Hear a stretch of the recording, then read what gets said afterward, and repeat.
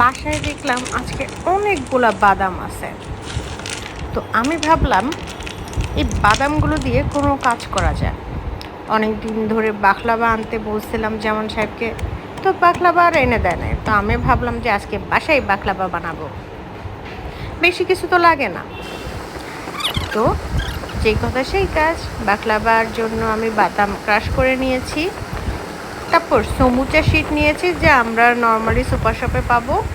বাখলাভা বানানোর জন্য বেশি কিছু উপকরণ লাগে না, এই তো একটু ঘি লাগবে, আপনার তেলও ইউজ করতে পারেন। আমি শিটের উপর একটু ঘি মেখে তারপর বাদামগুলো দিয়ে আমার যেই প্যানে বেক করব সেই প্যানে রেখে দিচ্ছি। যার যার আকৃতি ডিজাইন যে রকম দিতে পারেন। তো আমার ছোট ছেলেটাও আমাকে হেল্প করবে বললো, তো আমি ওকে হেল্প করতে দিয়েছি, কেননা কাজের মধ্যে বাচ্চাদের ইনভলভ করা অনেক ইম্পর্টেন্ট আসলে।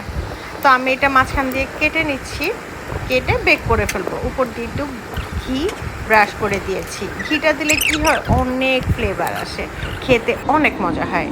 আর আমি সুগার লেভেলটা অনেক কম দিয়েছি, কেননা নর্মালি বাইরে যেই বাকলাবাগুলো পাওয়া যায় সেগুলো অনেক সুগারই হয়, কিন্তু বাসায় যেহেতু খাবো সেহেতু সুগার কম দিয়ে খাবো। আর আমার বড় ছেলে তো খুব পছন্দ করে। তো জামান সাহেব অফিস থেকে আসছে, তো আমি তার থেকে রিভিউ নেব। কেমন হচ্ছে এটা বলুন।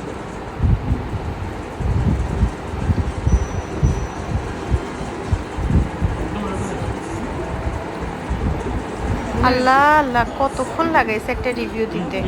এই ছিল তার রিয়াকশন। সবাই ভালো থাকবেন, আল্লাহ হাফেজ।